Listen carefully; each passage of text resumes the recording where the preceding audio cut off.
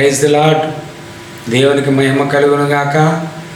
ప్రియమైన వాళ్ళారా, ఈ సమయమందు మీ అందరితో కలిసి ఈ ఛానల్ ద్వారా దేవుని మహిమపరచడానికి ఇచ్చిన దేవాతి దేవునికి వందనాలు తెలియజేస్తున్నాం.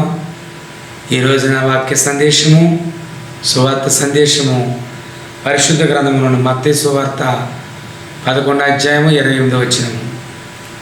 ప్రయాసపడి భారం మోసుకునిచున్న సమస్త జనులారా నా యొద్దకు రండి, నేను మీకు విశ్రాంతిని కలుగజేతును. దేవుడు మన కొరకు భారం వహించి శిలువ మరణాన్ని పొంది ఎంతగానో ఆకాశానికి భూమికి మధ్యన వేలాడబడి మన కొరకు ప్రాణం పెట్టినవాడు ఆయన. మన భారం యెహోవా మీద పెడితే మన భారం తీసివేసేవాడు ఆయన. యెహోవా మీద నీ భారం మోపము, అప్పుడు నీ ఆలోచనలన్నీ కూడా సఫలం చేస్తానని దేవుడు వాక్యం ద్వారా మాట్లాడుతున్నారు.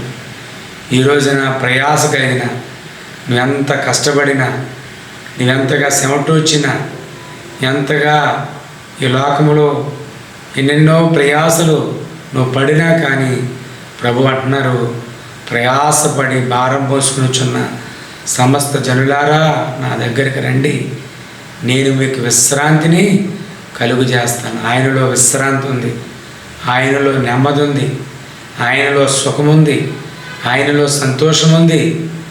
నీ భారమంతా ఆయన పెట్టినప్పుడు నీకు సమాధానం కలుగజేసి నీ భారం తీసివేసి ఆయన నిన్ను సంతోషం గలవానిగా నేను చేయగల దేవుడు ఆయన.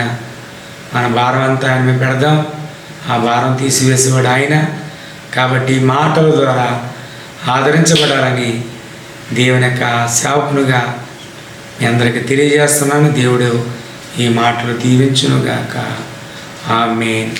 అందరికీ వందనాలు తెలియజేస్తున్నాను.